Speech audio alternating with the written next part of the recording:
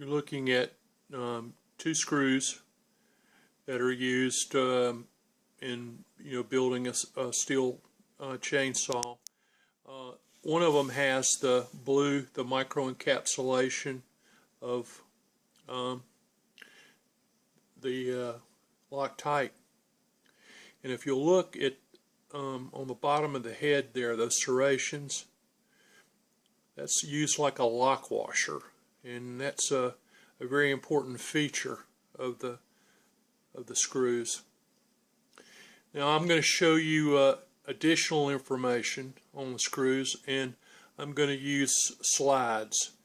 And if you would pause the video each time a slide comes up and read it. I think that'll be the best way to do it, because it's going to be technical.